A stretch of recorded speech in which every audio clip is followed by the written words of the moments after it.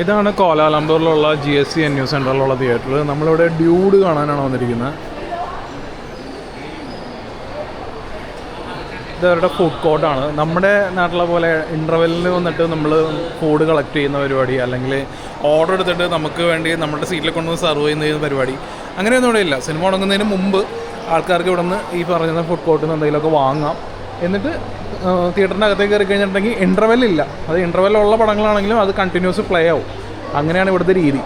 അതുകൊണ്ട് തന്നെ ഇടയ്ക്ക് ഓർഡർ എടുക്കാൻ വരുന്ന ശല്യമോ അല്ലെങ്കിൽ ഫുഡ് കൊടുക്കാൻ വരുന്ന ശല്യമോ തുടങ്ങിയ കാര്യങ്ങളൊന്നുമില്ല. അപ്പോൾ ഇവിടുത്തെ കിയോസ്ക് നിന്നാണ് ടിക്കറ്റ് എടുക്കേണ്ടത്. ആക്ച്വലി ഇവിടെ ഓൺലൈൻ പേയ്മെൻറ്റ് മാത്രമേ ഉള്ളൂ കേട്ടോ, അല്ലാതെ നമുക്ക് കാശ് കൊടുത്ത് ടിക്കറ്റ് എടുക്കുന്ന പരിപാടിയില്ല.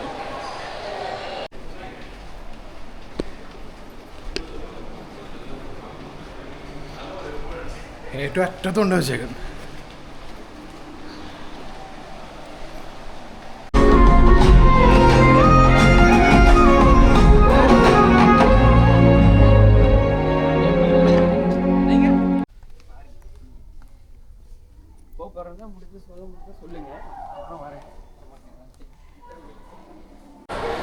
അങ്ങനെ ഡ്യൂഡ് കണ്ടിറങ്ങി. ഈ ദീപാവലിക്കൊക്കെ ഇറങ്ങുന്ന പോലെ ഭയങ്കര കളർഫുള്ളായിട്ടുള്ള നല്ല പാട്ടുകളുള്ള കുറേ കോമഡി, പിന്നെ ഇമോഷൻ, ഇതെല്ലാം പ്രാധാന്യമുള്ള ഒരു സിനിമയാണ്. ഇതിൻ്റെ തുടക്കത്തിൽ ഒരു അരമണിക്കൂർ എന്താണ് കഥ ഇങ്ങനെയൊക്കെ പോകുന്നതുള്ള ഒരുപാട് സീൻസ് ഇങ്ങനെ വന്നുകൊണ്ടേയിരിക്കും. അപ്പം നമുക്കിത് എന്താണെന്നുള്ളൊരു ചെറിയൊരു ഇതുണ്ടാവും. അപ്പോഴേക്കാണ് മെയിൻ കോൺഫ്ലിക്റ്റ് വരുന്നത്. മെയിൻ കോൺഫ്ലിക്റ്റ് വന്നു കഴിഞ്ഞ് പിന്നെ അങ്ങോട്ട് രസകരമായിട്ടുള്ള ഒരുപാട് മുഹൂർത്തങ്ങളുണ്ട്. ഇതിൻ്റെ ഇൻ്റർവൽ പോയിൻ്റൊക്കെ വരുന്നത് അതിൻ്റെ ഈ പടത്തിന് തന്നെ ഏറ്റവും പീക്ക് പോയിന്റിലാണ് ഇതിൻ്റെ ഇൻ്റർവൽ പോർഷനൊക്കെ വരുന്നത്.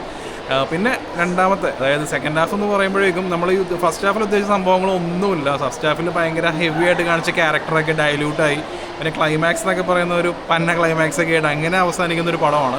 പ്രതീക് രംഗനാഥൻ്റെ ഇതിനു മുമ്പുള്ള പടങ്ങളുണ്ട്. ഇപ്പോൾ തൊട്ട് മുമ്പ് ഇറങ്ങിയ ഡ്രാഗൺ. അപ്പോൾ ഡ്രാഗൺ പോലെയുള്ള ഒരു ഭയങ്കര എൻ്റർടൈൻമെൻറ്റ് വാല്യൂ ഒക്കെ ഈ പടം തരുന്നുണ്ടെന്ന് വെച്ച് കഴിഞ്ഞിട്ടുണ്ടെങ്കിൽ ഫസ്റ്റ് ഹാഫിലുണ്ട്, പക്ഷേ സെക്കൻഡ് ഹാഫിലേക്ക് വരുന്നില്ല. പെർഫോമൻസിൻ്റെ കാര്യം പറയുകയാണെന്നുണ്ടെങ്കിൽ ആദ്യത്തൊരു അരമണിക്കൂർ സമയത്ത് ധനുഷിന് ഓവറായിട്ട് ഇമിറ്റേറ്റ് ചെയ്യുന്ന പോലെയൊക്കെ തോന്നും. പിന്നെ ഒരുപാട് പുള്ളി ധനുഷ് പ്ലസ് സിംബു രണ്ടുപേരും കൂടെ, സിംബു ഇങ്ങനെ വിരലൊക്കെ കൊണ്ട് ഇങ്ങനെയൊക്കെ കാണിക്കുമല്ലോ, ഇതുപോലുള്ള സംഭവങ്ങളൊക്കെ ഈ പടത്തിൽ കുറേ പിടിച്ചിട്ടുണ്ട്. സൺഗ്ലാസ് കൊണ്ടും പിന്നെ ഡയറി മിൽക്ക് കൊണ്ട് അങ്ങനെ കുറേ സംഭവങ്ങളൊക്കെ ഇതിനകത്ത് പുള്ളി ആ ഒരു ആറ്റിറ്റ്യൂഡ് ആ സംഭവമൊക്കെ പിടിച്ച് ചെയ്തിട്ടുണ്ട്.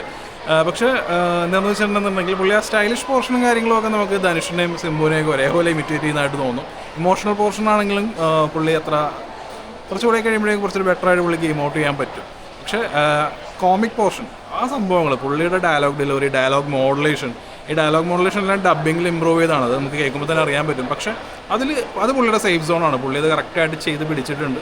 അതുകൊണ്ട് തന്നെ ഒരുപാട് കോമിക് മൊമെൻറ്റ്സ് ഒക്കെ പുള്ളിക്ക് നല്ല രീതിയിൽ ക്യാരി ചെയ്യാൻ പറ്റുന്നുണ്ട്. പിന്നെ മമിത ബൈജുയുടെ തമിഴിലെ ആദ്യത്തെ എനിക്ക് തോന്നുന്നു മെയിൻ പ്രേമലിന് ശേഷം വന്നിട്ടുള്ള, പ്രേമൽ തമിഴ്നാട്ടിൽ ഭയങ്കര ഹിറ്റാണല്ലോ, അതിനുശേഷം വന്നിട്ടുള്ള മെയിൻ ഡെബ്യൂ ആണെന്ന് തോന്നുന്നു. അപ്പോൾ ഇമോഷണൽ സീൻസിൽ പുള്ളിക്കാരി ഇനിയും കുറച്ചുകൂടി ബെറ്ററായി കൊള്ളാമെന്നുണ്ടായിരുന്നു. പക്ഷേ പടത്തിൽ കൊള്ളാം, പടത്തിൻ്റെ ആ ക്യാരക്ടർ കൊള്ളാം.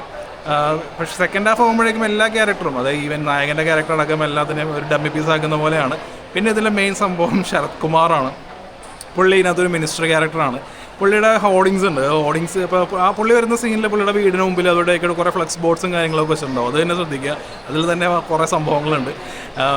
ഞാൻ പറഞ്ഞ പോലെ തന്നെ ഫസ്റ്റ് ഹാഫിലൊക്കെ പുള്ളി കിഡിലൻ പെർഫോമൻസും കാര്യങ്ങളാണ്. സെക്കൻഡ് ഹാഫിലും ക്ലൈമാക്സിലൊക്കെ പുള്ളിനെ ഡമ്മിയാക്കി കളഞ്ഞു. കാരണം ഈ പടത്തിൻ്റെ മെയിൻ കോൺഫ്ലിക്റ്റ് ആവേണ്ട ഒരു ക്യാരക്ടറാണ്. ആ ക്യാരക്ടറിനെ ആ രീതിയിലേക്ക് ആക്കി കഴിഞ്ഞു. അവർക്ക് തോന്നണ പോലെയൊക്കെയാണ് എഴുതി വെച്ചിരിക്കുന്നത്. പിന്നെ പടത്തിലുള്ളത് ഹൃദു ഹാരൂനാണ്. ഹൃദു ഹാരൂൻ്റെ ക്യാരക്ടർ നമ്മൾ വിചാരിക്കും ഓക്കെ സാധാരണ തമിഴ് പടങ്ങളൊക്കെ തീരണ പോലെ തന്നെയൊക്കെ തീരുമെന്നൊക്കെ വിചാരിക്കും.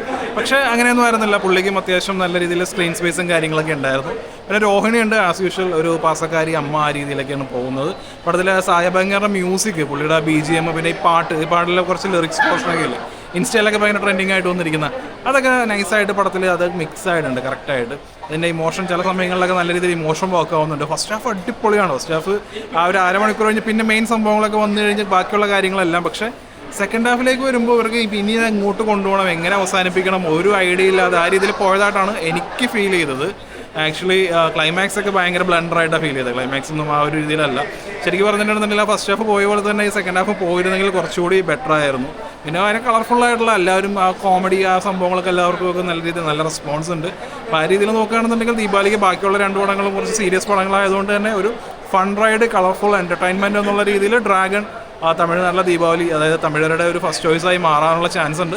അങ്ങനെ നോക്കുകയാണെന്നുണ്ടെങ്കിൽ പ്രദീപിൻ്റെ അടുപ്പിച്ചുള്ള അടുത്ത ഹിറ്റാവാനും സാധ്യതയുണ്ട്. പക്ഷേ ആസ് എ ഫിലിം എന്നുള്ള രീതി നോക്കുകയാണെന്നുണ്ടെങ്കിൽ ഇതൊരു മീഡിയോക്കോർ, ഒരു ആവറേജ് ഫിലിമേ ഉള്ളൂ. കാര്യം എന്താണെന്ന് വെച്ചാൽ നല്ലൊരു പ്രോമിസിംഗ് ആയിട്ടുള്ളൊരു ഫസ്റ്റ് ഹാഫ് ഉണ്ട്. അതിനുള്ള രീതിയിലുള്ള സെക്കൻഡ് ഹാഫോ അല്ലെങ്കിൽ ക്ലൈമാക്സോ ഒന്നും ഇവർക്ക് നൽകാൻ സാധിച്ചിട്ടില്ല. അതാണ് മെയിനായിട്ടുള്ള പ്രശ്നം.